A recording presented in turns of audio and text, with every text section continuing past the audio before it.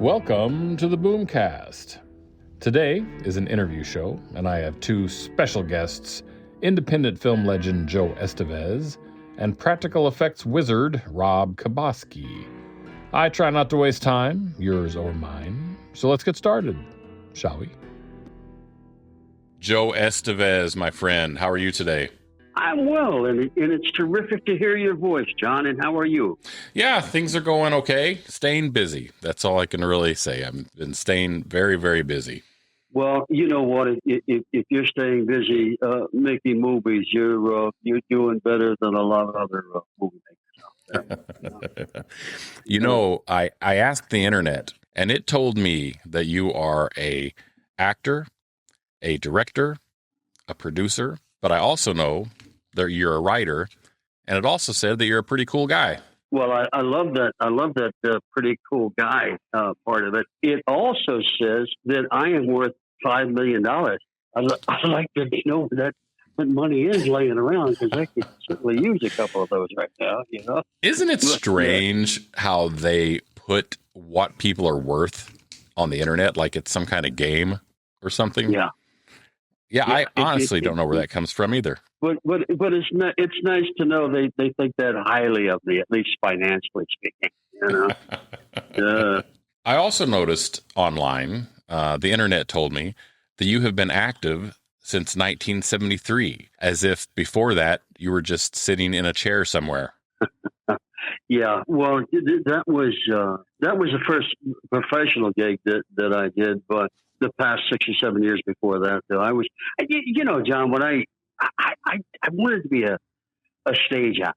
I mean, I love the stage. I still love the stage, and I could never see myself as a film actor. I thought it was very artificial, and that for a professional actor, the stage was the thing. So I was a stage actor until I got my first gig on film, and I discovered the marvelous possibilities of a close-up. I mean, what you could say with your face, they are a word, and I immediately fell in love with them. They're two completely different disciplines, aren't they? Yes. Do you still do stage work from time to time? I do. About 3 years ago, with a very good friend of mine, Nick Harden, we toured all of Northern Ireland and the Republic of Ireland in a play called The Short Wake, and I still do stage readings and not so much a run of a play anymore, because it's just so time consuming. And if you commit to a theater play, you have to turn down film work. So, but I love it. I still love it. I like to do stage readings whenever I can. I think that is the one thing. I don't know if you know this, but my degree is actually in theater. I did not know that. Yeah, huh? And but you're right. The time that it takes to do a play is a little oppressive if you're trying to do other things in the field. Yeah, and you just have to be totally devoted to it. I know these actors that tour and play leads in theaters. You know, big houses, 700 seat houses. They make top $400-$600 a week. That's tops if you play into a full house. You know, you just can't live on that. So it's a shame. Now, who sets up a tour of how did that come about? What's the business side of that? Yeah, I my friend Nick Hard was living in Ireland at the time, Irish wife, and he became friends with this lady McNulton, and she actually was a lady, and she lived in a castle in Northern Ireland, and she was a theatrical, marvelous human being, and she and even then, John, it was only a 2-character play, you know, and we traveled in a car with the cast, us, and the producer, director, and the stage manager, and the stage manager drove the other car with all the all the props, and that's how we got back and forth. So it wasn't cheap, but it was a lot less expensive than putting on a mannequin to dinner or something like that. Sure. I'm surprised, honestly, that you have time to do that kind of thing, because I asked the internet, and I was told that as of today, you have been involved in 341 projects. Congratulations, Joe. You win. You're the winner. Congratulations. Oh, my God. I thought I was exhausted before hearing that number. Oh. Well, I've worked with you at least half a dozen times. And I mean, I've always had a great time working with you. You've always been a gentleman, except for those couple times, which I won't mention. Yeah, but let's not speak about those. But what a thrill working with you and the ensemble that you've gathered around yourself. I appreciate that. And just great, terrific actors. And I mean, you draw from a pool of actors there in the tri-state area that are just as good, if not better, than anybody here that's in Hollywood.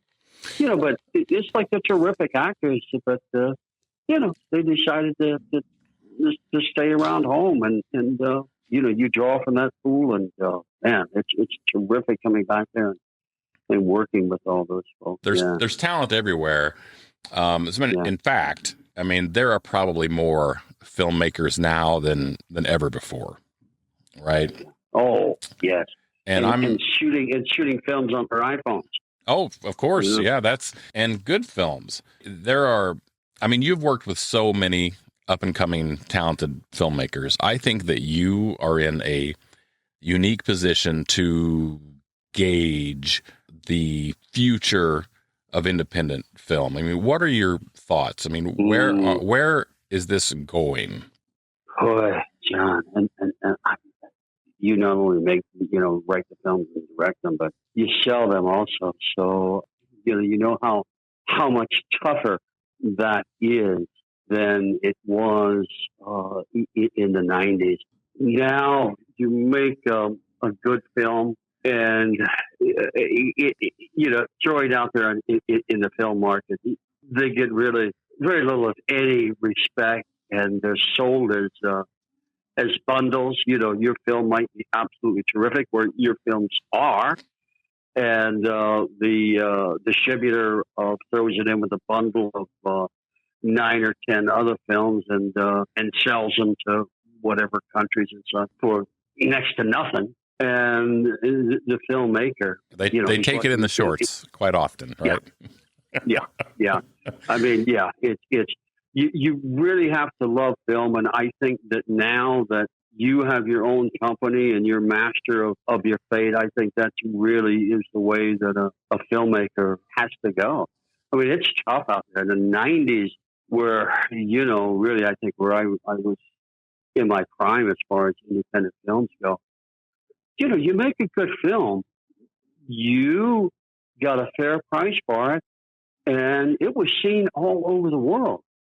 Not the case now. And I think that one of the reasons is what you mentioned earlier. There's so many filmmakers out there.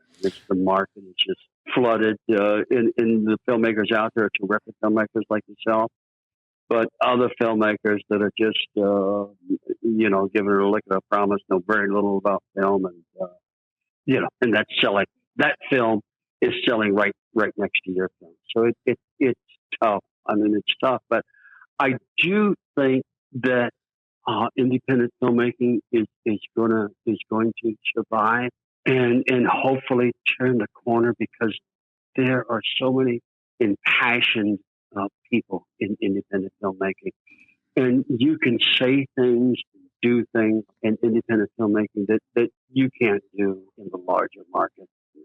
In the larger market, what's coming out of WB and Paramount, the bigger studios, what they're putting out is comfort food. They're not really saying anything. They're not really trying to say anything. They're just, for the most part, eye candy, lots of explosion. Sure. Throw the movie out there.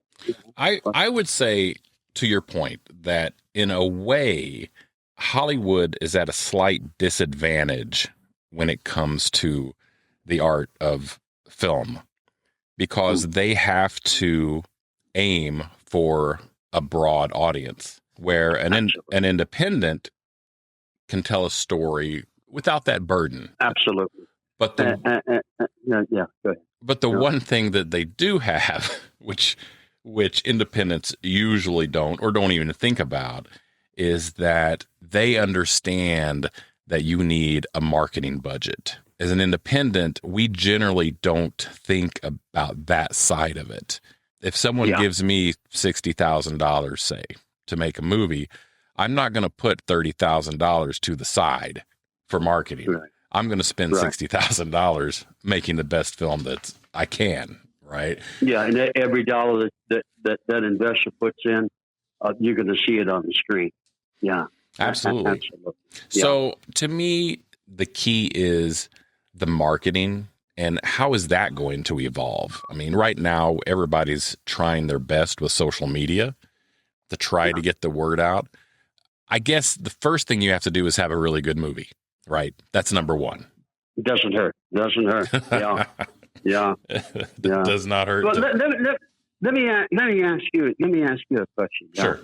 Do you think, because I've done films that just flood the festival circuit, and, there are so many film festivals around the country now that 30, 40 film festivals they can enter the film into. And if it's a good film, usually it gets recognition. Oftentimes the actors of the film itself gets recognition. Do you think in an independent film that helps in getting it sold, or does that just, give confidence to the filmmaker? That is hard to say. I would say that, like, to your point, in the 90s, I think that there were fewer festivals and therefore I think they were more respected at that point. Not that the festivals today aren't respected. I mean, we have always done. I mean, I've personally always done really well in the festivals. With my work, and to me, festivals are for networking. That's the number one thing that you can expect out of, other than maybe winning. But to me, the networking is like the most important part of the festival circuit because that it's who you know. Right? Yeah. Or rather, who knows you? Yes. Yeah. It's tough to find that guy that's got some deep pockets and is willing to make a movie. The crowdfunding, which I don't totally understand that. John, there's also these, and some of them are terrific movies that are faith-based movies. And it seems that raising funds for faith-based movies is a little easier than any other type. These faith-based people, they chip in because they feel the importance of this particular film getting out there. And I've been asked to do a number of faith-based films, and by and large, they're pretty good. And I'm totally all for that. So, faith-based films, it seems like right now are doing very well. Yeah. I think you can they are. Or whatever other genre is out there. I think I've got a couple that I'm trying to develop right now. It's certainly a growing market for sure. Yes. It's probably a reaction to the way that other films have gone, Well, John, so you got to start going to church. Yeah. You need to go about a half a dozen churches every Sunday. Take your face passing out cards. Exactly. Yeah. Might I interest you in a minor motion picture? Right. Yes, exactly. Yeah, my name is John Norton. John Wesley Norton. I'm a filmmaker. Yeah, but they respect it, and you know what? And they're seen. Yes, they're seen. Yeah. So yeah, I was the director of photography on a faith-based film last year, and I want to say that it's got to be getting up to like 30,000 views, which to someone who doesn't know, that might not sound like a lot, But to independent filmmakers, the numbers are different. That's actually pretty good for an independent filmmaker. Yeah, absolutely. And just to digress with independent filmmakers, I think that you really have to learn the craft, and you really have to be able to make something out of nothing. You have to use your imagination and your genius and your art as a filmmaker, and think, how can I make this effect? How can I draw this particular picture? How can I make this move with the camera? In all this where you don't have studio funds to just throw all the money you want in it to make it happen. You have to come up with some genius inside yourself to make that particular scene work. And I think that it makes independent filmmakers think. Where if you're sitting behind that desk in Warner Brothers or anything, I think it's more of it's more of a business thing. Sure. I think there's still a little bit of magic in the movies. I think that I think movies are magic, more so in the older days than now. Today, it's like just throw CGI on it. But to me, the magic, the correlation between magic in cinema and magic in the real world is that these magicians often make you see things that you think you see, but you don't really see. And that was the magic of film back in the day, right? Right. I mean, and that's, to me, that's what was when people said movies are magic, that's, to me, the magic. Not Hitchcock was the king. Wells was the king. These guys, the magic they created on film. Yeah, exactly. Yeah. I would consider you, honestly, one of the kings of independent film. And if not a king, if you're not uncomfortable with that word, at least an ambassador, right? You're an ambassador for independent film. Yeah. No, I'm quite comfortable with the word king. No, that's I'm fine. I'm fine with that. Yeah. And ambassador. Yeah. No, thank you very much. It has, independent films have been just very good to me. We touched on this. Well, we spoke of this earlier about where in studio films and in TV and such, an actor is just a tool, and it's very you hit your mark, you say your line, and you go to lunch and you pick up your check, and they don't ask you to think, Sure. But in independent films, as an actor, you have to think, and where they don't want your opinion in the big films. And actually, sitting down with the director like yourself, we can exchange ideas, and we can talk about the dialogue, and I can, express an opinion that is listened to. I can suggest a line change or such and it's listened to, and often, people go with that. Sure. But so I think that's just terrific with independent films. It's less of a machine. Yes. Right. Yes. Because that's how I see large films. Not that they can't be good, because I love a lot. I mean, I love all kinds of movies, but it seems like the way that they're made can be a little mechanical when you get that much money involved. Yeah. Right. And when you don't have a lot of money involved, I think there is a little bit of freedom. There's more freedom. Yeah. That comes with that. And and it's not movie by committee. It's movie by John Wesley Norton. No, that's a good point. That's a good point. Yeah. or whoever, right? Yeah. But and when you do camera for somebody, I mean, that is that people, I don't think, realize that camera has an opinion. It has literally a point of view, and depending on who is behind that camera is how that story is going to be told. That and the editor, I think, which oftentimes in independent films, the editor and the cameraman are all the same guy. But I don't think people realize that, how a good editor can really help your film, and how a mediocre editor can just trash it. No, that's true. That's true. And if you're looking at large films, say Hollywood films, I know some people like I kind of put them down a little bit, but not really, because I love what they do as well. And every job on a large film is held by an extremely talented person.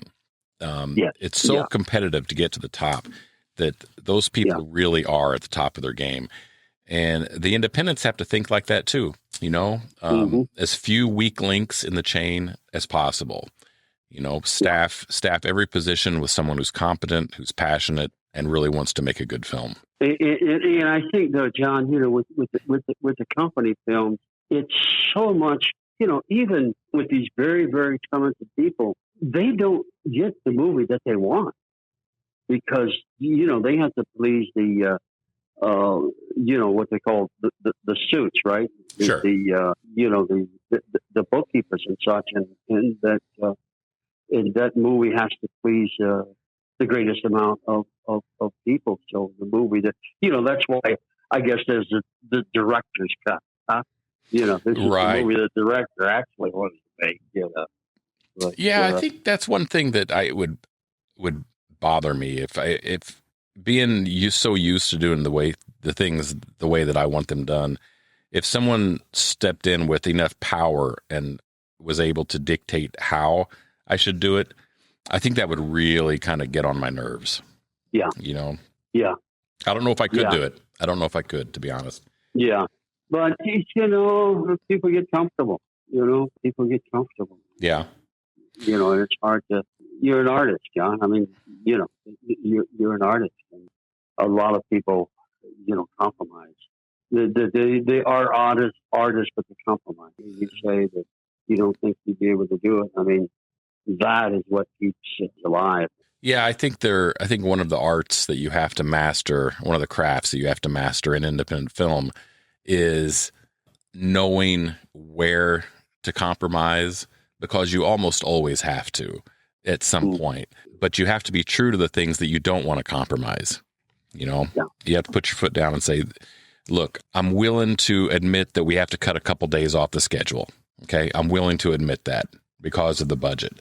But this here, what it says right here, this has to happen. We have to have this in the film. And I think that's just one of those choices that filmmakers have to make. It's not easy. You don't always get what you want, but there are certain things that they need to learn to compromise on. Otherwise, it's like the budget dictates really how many days you can shoot. When you boil it down, that's what it means. How many days can we shoot? Right. Yes.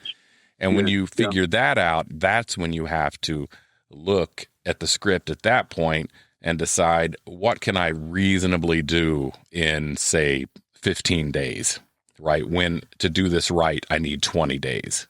So that's where experience, I think, starts coming in. Yeah. And just to speak to that point, John, with you personally, I love working with you, because you never, at least that I have seen, ever really push or get, panicky about making the day or whatever. You always seem so laid back and so open and taking your time. And yet I don't remember ever one day that we didn't get what was on the program or the call sheet, that you got everything that you set out to get. So I think that's got a lot to do with, as the director, so goes the cast and everybody else. And if the director is, relaxed and know what he wants, I think that gives the crew and the cast a lot of confidence. And you've always, I don't mean to be patting you back, but I guess I am. But you've always exuded that, I appreciate that. You're very easy to work with. Well, I appreciate it. I think one of the things that helps is that I edit my own films and I write my own films, of course. But I think the fact that if someone edits their own films, then they can be a little looser on set because they can see how it's going to work.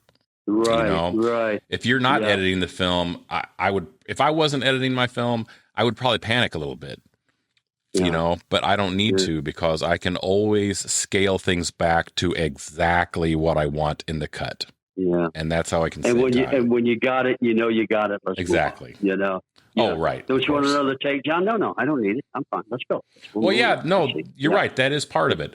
If I think a filmmaker, if they're really good at what they do and they can see the cut in their head, they know that they've got it, right?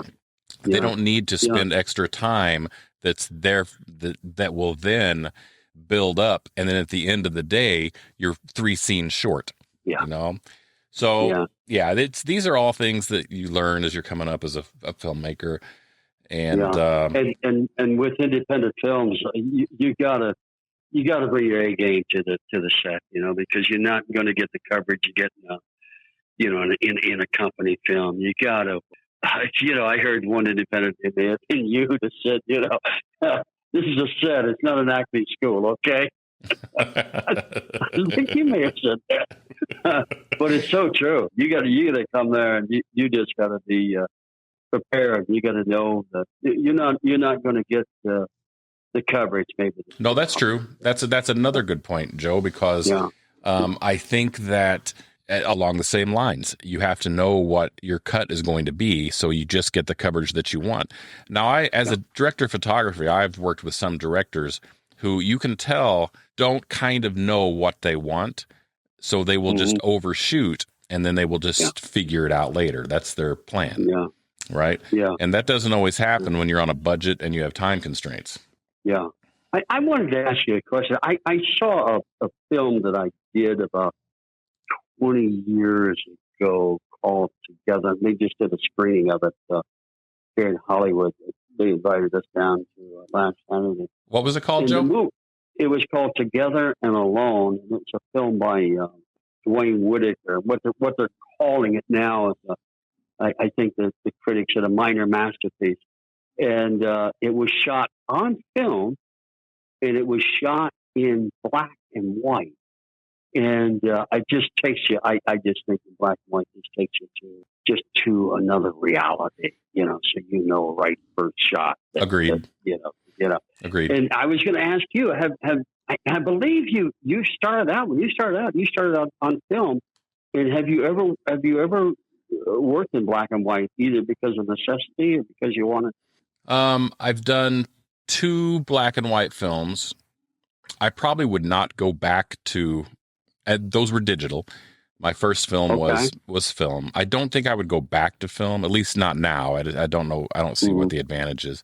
But I shot a film on an iPhone early on that's black and white, and then I shot an improv comedy that is black and white as well. Wow, okay. And I'm with you. I think I love black and white. And I'm shooting one right now, as a matter of fact. I'm shooting this kind of a thriller that's kind of a black and white.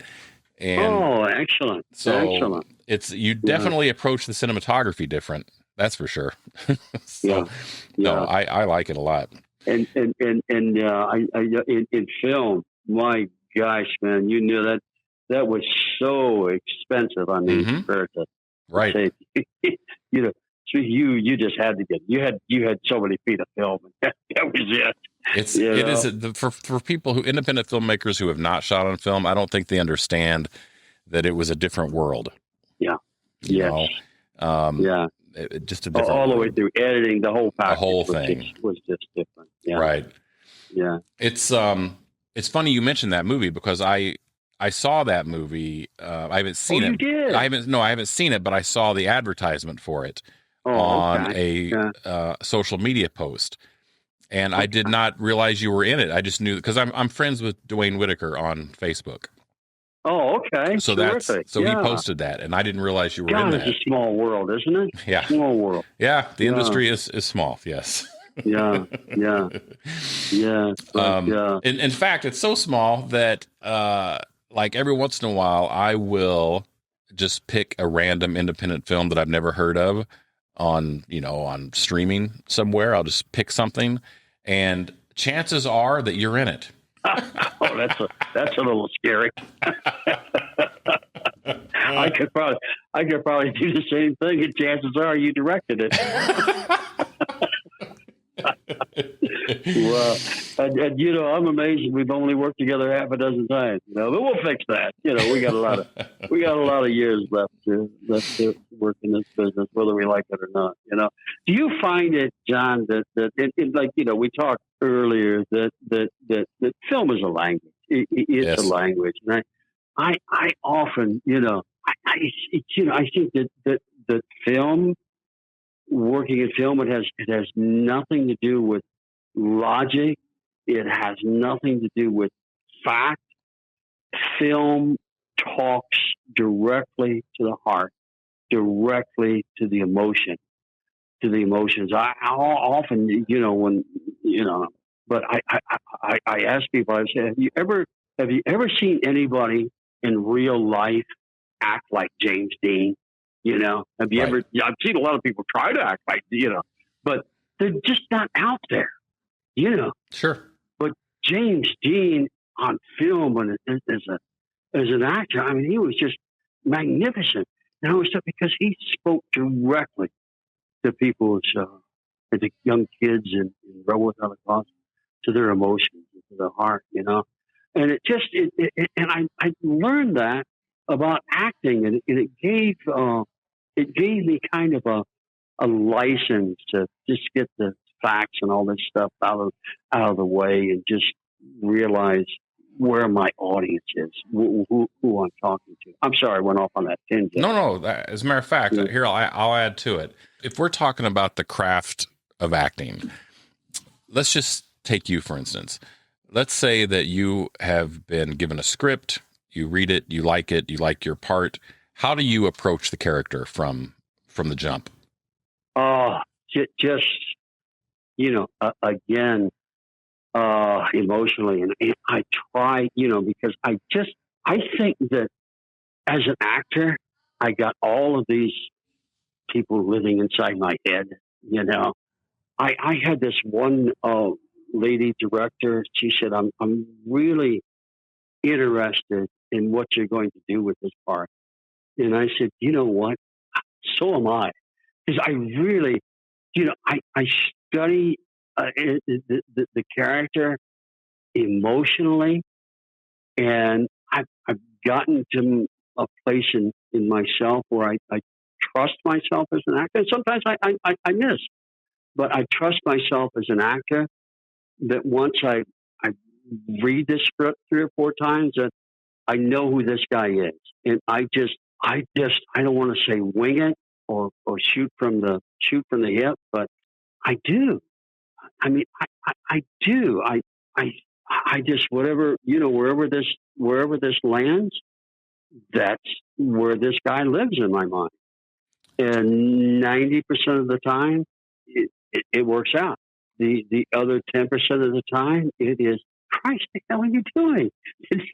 Are we reading the same script? And I say, oh, well, I'm sorry. How did you see this scene? I'm sorry. Joe, do you just credit that? Do you just credit experience with that approach? I think so, and just trusting myself as an actor. I think that, and I may be, but I think that there are actors that, I mean, either you can act or you can't. I got a lot of negatives in my life, but I think that I can act. I can do that. That I was created to, among other things, but to be an actor. So I trust that. You see John Wayne. It's John Wayne in this picture. John Wayne. John Wayne is John Wayne. In every picture, he's John Wayne. And that's great because he's John Wayne, for God's sake. I'm not John Wayne. I think that oftentimes, I think I can play the character and hopefully the audience sees the character. more than they see Joe Estevez playing this character. At least that's what I hope for.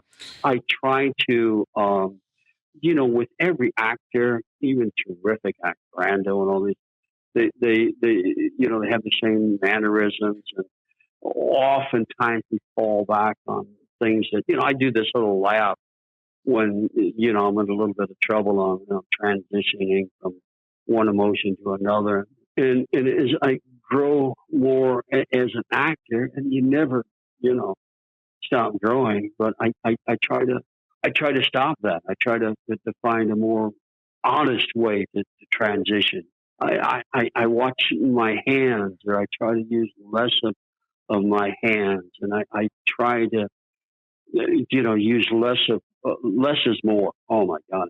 Sure. Less is more. And I try to use less of my face. And I try to use words as a last resort in order to convey an emotion. These are, as an actor, things that I like to work on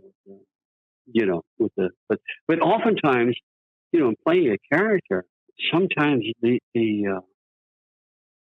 gestures of the hands, the voice, and they kind of dictate it. And it's like I said earlier, these characters sometimes they get in the way of who Joe Estevez is, but they all live inside my head, and they all finally. It's like the 3 faces of Eve. This is like the 300 faces of Estevez, but it's like I don't know. They want to come out, they get free reign. No, that's very interesting. Sure. That's very interesting, and I'm always interested in all aspects of the of the business, and that's why I ask actors sometimes, what is it like for you? I mean, how do you go about to building a character?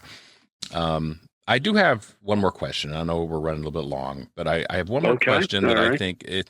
And advice. I'm sorry, I'm such a big blowhard, John. No. Okay. Yeah. You've worked with a lot of directors, probably a lot of first-time directors, a lot of experienced directors. What do you want from a director? What skills and passions does a director have to make a good film, in your estimation? I don't want to keep tooting your horn, John. Yeah, don't do that without mentioning me. Yeah, okay. I just if I work with a director that has an easy confidence and a director that will listen, and very few people listen, much less directors. They have a set picture in mind about what they want to do, and that's what they're going to do, and they don't want to listen to anybody that's going to change the direction of what they have in mind. But if I can work with a director that has the confidence in themselves, that if I feel strongly about a scene in a direction that I would like to take this scene, and at least he listens to it. He may not you go with it, but at least listen to it. I like that. I like that because I don't ever want to work for a director. I want to work with a director. And if there's a director that I can work with, whether it's his first time in that chair or it's his 50th time, if I can work with a director, that's what I really enjoy. I work with directors. I dread coming on the set because they're just so they're just so locked in and it's so much. Sure. Oh, okay, I'll show up, hit my mark, and say the lines. Yeah, I think that a lot of people, when they start getting into this and they start directing films, I think a lot of them have the wrong idea about it. You're not there to be a dictator. You're there to make sure that everybody else does their job the best that they can do. Yeah, and bring out the best. And may I say, John, on that front,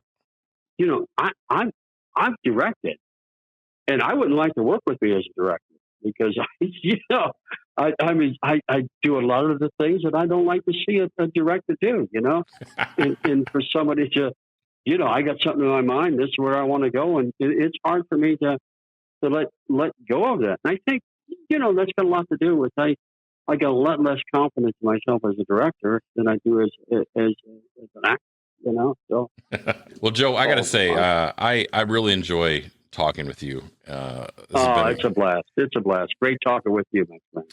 Yeah, this is some really good advice, and that was one of my goals to touch upon when I started thinking about this interview. Is I really just wanted to hear about the experience that you can bring to other filmmakers, because I think that you could be a very good mentor in the realm of independent film with all of your experience. And if someone's out there and they'd like to hire Mr. Estevez, you should reach out. John's got my number. I got his number. Yeah. Let's talk. Yeah. John, God bless you. Great chatting with you, my friend. And let's stay in touch and good luck. Thanks so much, Joe.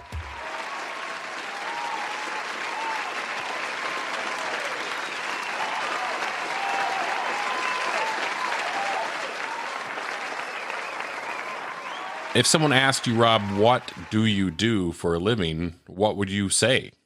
I'd just say I'm a sculpture artist. And then if they wanted to dive in more than, about it, then I'd kind of say, I'd started off as a sculpture artist selling, my sculptures and everything. And then I'm now branching off into film and, stuff like that.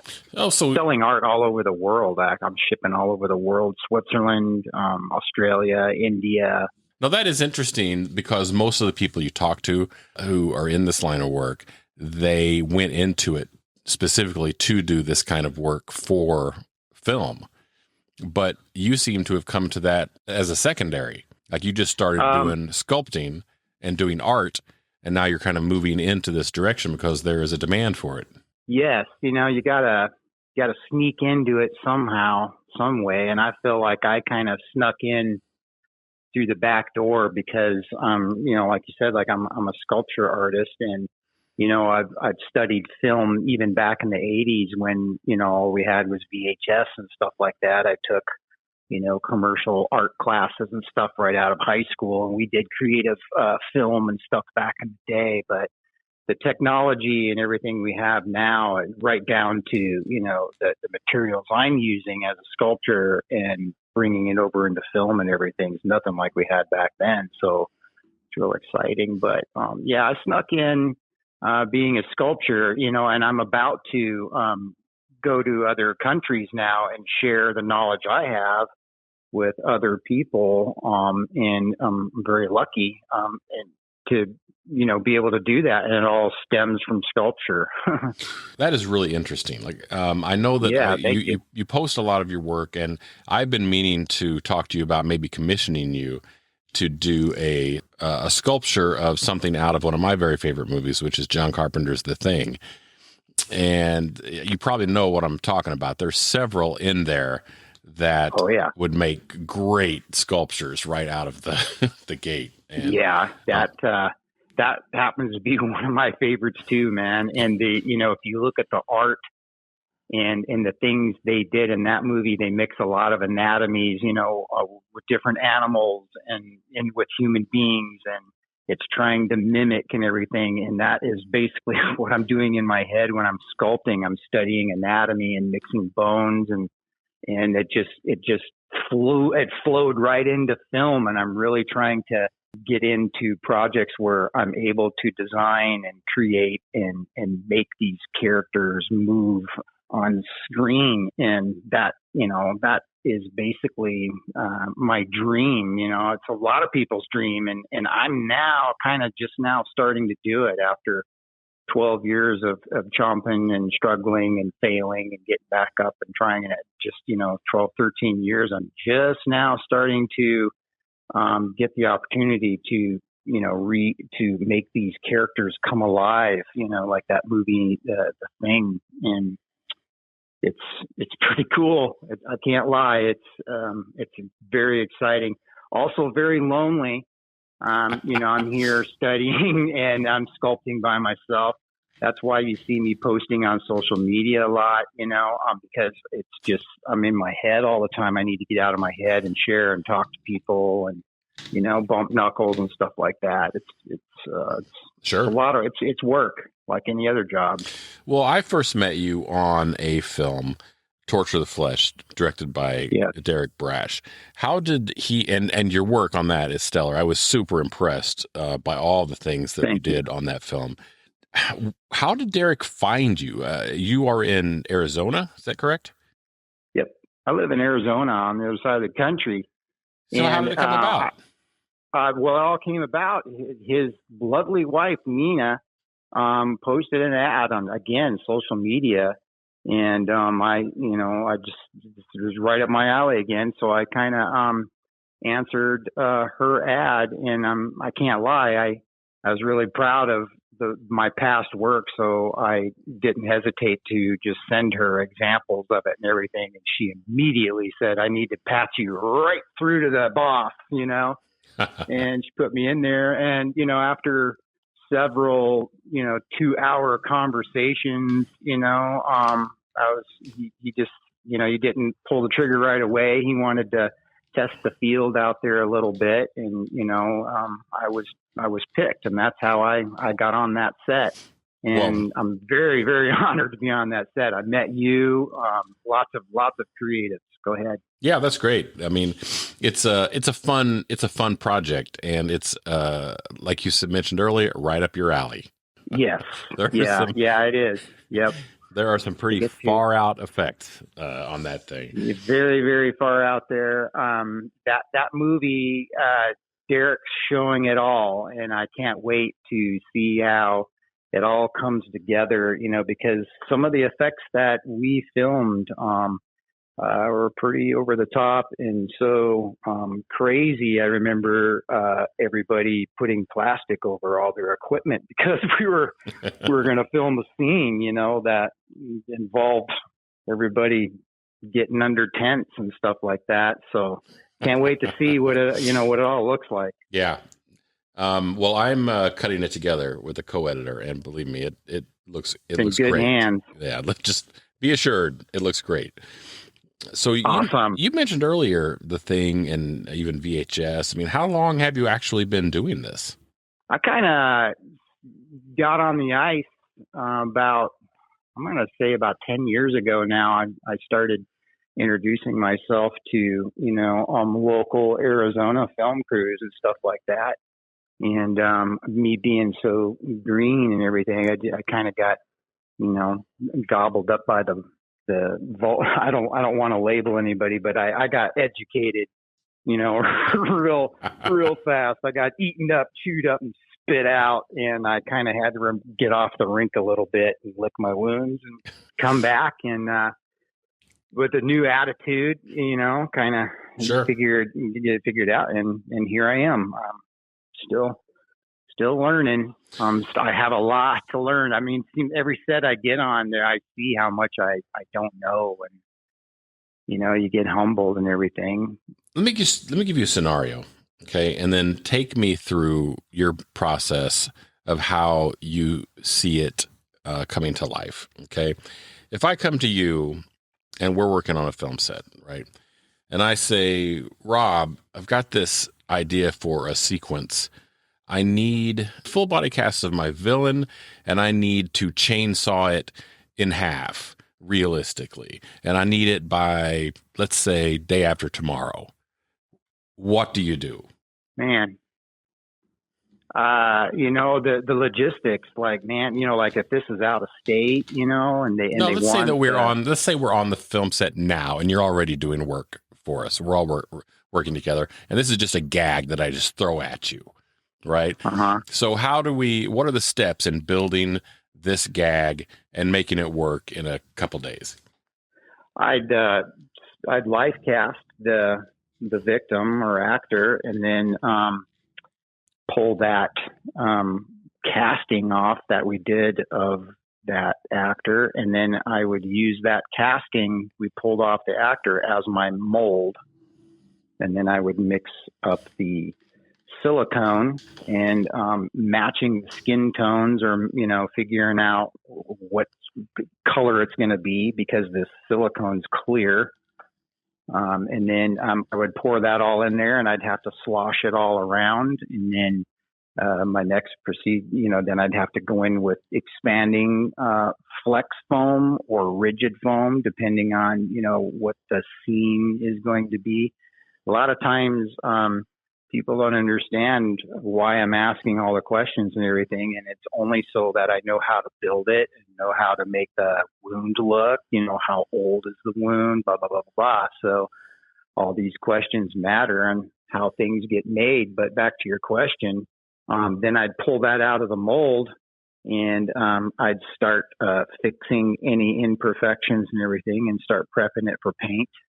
And, sometimes wardrobe covers this and covers that. So again, you got to go back and figure out what the wardrobe is and how it's laying and what did it and everything. So I, as an artist, can figure out what I got to make and what's got to look perfect. Where's the camera going to be? Because if it's going to be over there, I don't need to spend 10 hours on something that isn't even going to be in the frame, stuff like that. Right. So the more information I get and stuff like that, it helps me either cut cost or time and everything. But that's pretty much how I, start doing it. And, and then depending on budget, a lot of people, I'll get the question too, how much does this cost? And I'm like, well, I can do a $50 version or I can do a $5,000 version. It's all, up to you, how far you want to take it. So I guess I get asked that a lot too. And so the difference in the money, is that primarily functionality and materials? Is that where the difference is? Yeah. Because there's scenarios where there's monsters in the background and it's really dark. And I'm like, well, we can cut silhouettes out of cardboard and paint the monster on the cardboard and go put the and it's effective and it works, If it's up close, then, that's going to cost you $7,000. You want the cardboard version or the $7,000 version? And, right. So I hope I'm answering your question. Oh, yeah, a lot of absolutely. times I'll wander. Okay, great. No, of course. I know that some of the gags we did for Torture the Flesh, you had blood bags basically, and we had blood pumps and we had all of that good stuff. And a lot of it was timing. I mean, there seemed to be this sense of, gosh, we got like 1, maybe 2 takes of this, guys. And then we're going to yeah. And if you're doing a gag like this, like I mentioned, the chainsaw gag, you got 1 shot, basically. Yeah. Yeah, you and I were, I don't want to get too detailed and give things away, but we were on a scene where you wanted something and it was really specific with an angle and everything. And I was like feeling, oh my God, this guy isn't getting his shot he wants. And I feel bad. And then you would ask, okay, if we went this route, what's the time? If we went this route, what's the time? And I'd give you the straight answer if you make the decision, and we made it work. And I'm glad for that. But it's not an exact science. And a lot of times, I'll fail. I'm going to admit, I'll fail right on set, but a lot of times, you guys make it all work anyways and post and everything, but there isn't a film where I'm just nitpicking my work and trying to make it perfect. That we were filming last week and I'm asking people, wait, stop, look at this. He goes, no, look, let me show you. This isn't color corrected yet. And I'm like, oh, okay. He goes, no, you're nitpicking and that's great, but I love it. But we're going to fix this and fix that and everything. I'm like, okay, I'm a perfectionist. I'm always trying to learn and make things better if I can. And I learn a lot from my mistakes, mostly though. Sure. People will ask, how'd you learn? It's from screwing up and going and getting more stuff and doing it again. True answer. Well, I did notice the pressure. It seemed like sometimes there was a lot of pressure put on you because it's not like other scenes that we shoot. If we screw it up, we'll just reset. Let's do it again. Right. That's not always the case with the type of work that you do. No. No, it has to be remade, cleaned up, reset up, fill balloons, fill blood bags, fill blood sacks up. change wardrobe, put a new wardrobe. It's a lot. And I try to warn, when I can, okay, this is you've heard it. This is a one take, one try, one shot thing. And, that's when you put the baggies on. We don't know what's going to happen, but we prepare, and that's the fun. And that's, and then you kind of take it all in aftermath and go in and investigate what really worked well and what sucked. And, and each time I'm on a set and I get to do this, I'm gaining more knowledge and more experience. And that is just priceless. You can't get that anywhere.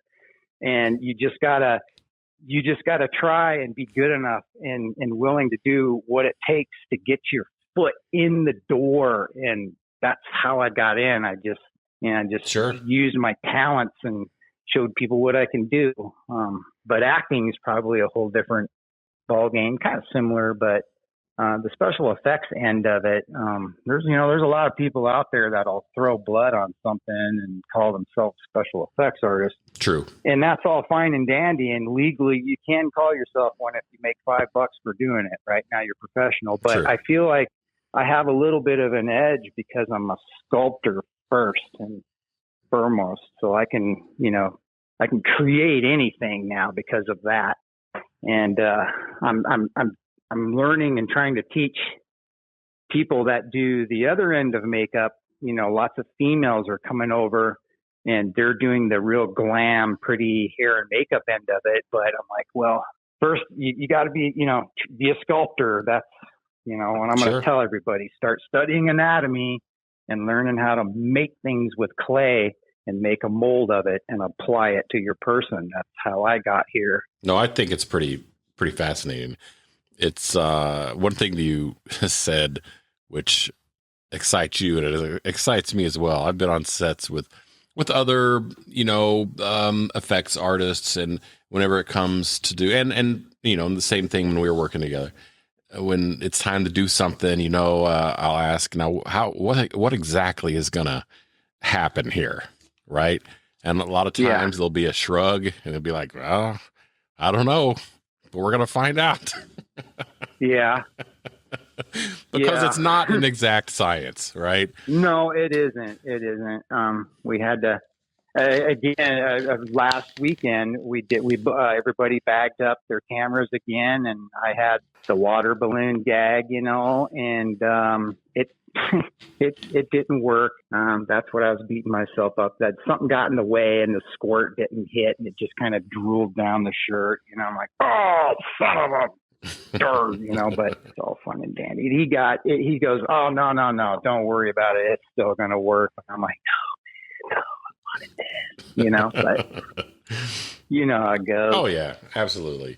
No, but you guys, do you as an editor and filmmaker and stuff like that, do you look at something like you'll be working on something one night and you go to bed, and you're feeling pretty confident, and then you wake up the next morning and you're looking at it and you're either like really thumbs down or really thumbs up more than you were yesterday? That happened to you too? Yeah.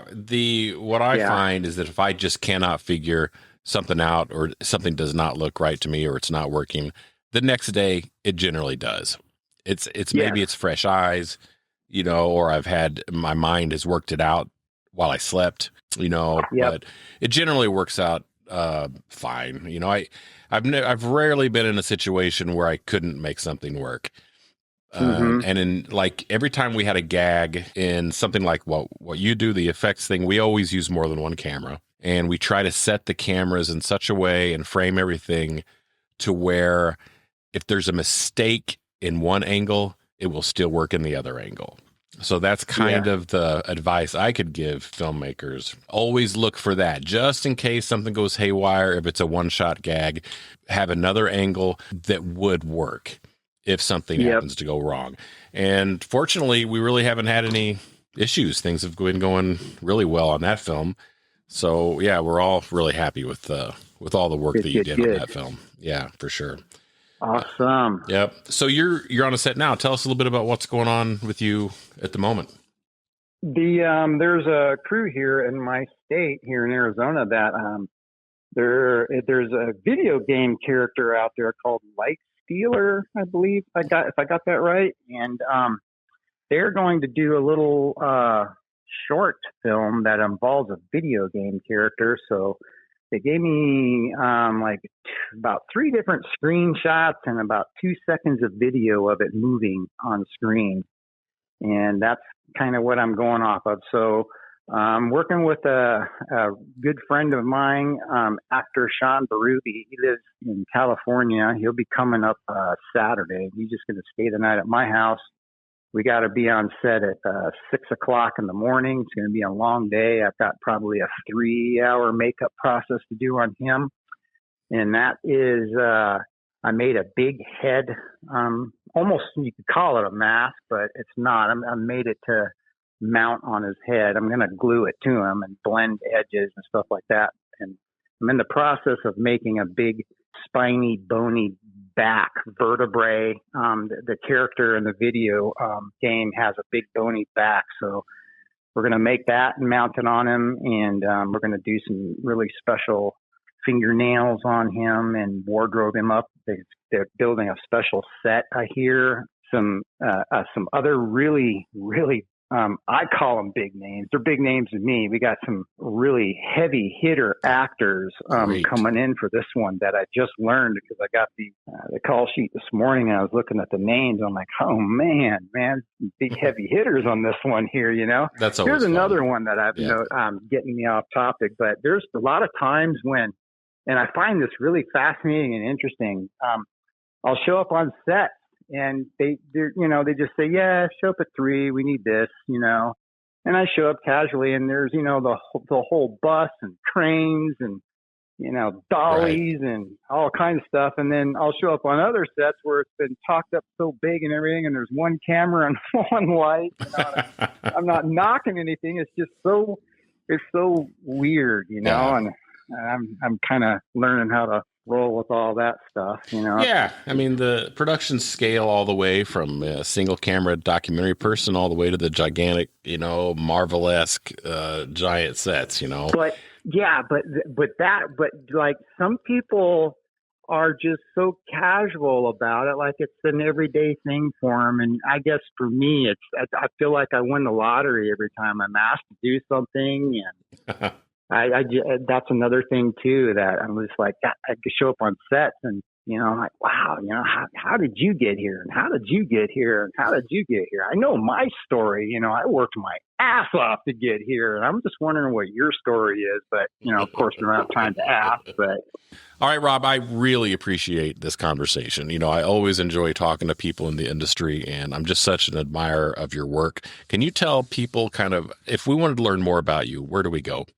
I'm on the Facebook under Rob Cobasky, and I'm on Instagram under the same name, Rob Cobasky. And I encourage people to follow me there. And if they have any questions or inquiries or anything like that, to shoot me a message through there and contact me through there. Well, I got to tell you, Rob, I've really enjoyed talking to you. Thank you. I enjoyed talking with you also. I look forward to getting back there and working with you again. Excellent. All right. Well, you have a great day, buddy. Okay, you too.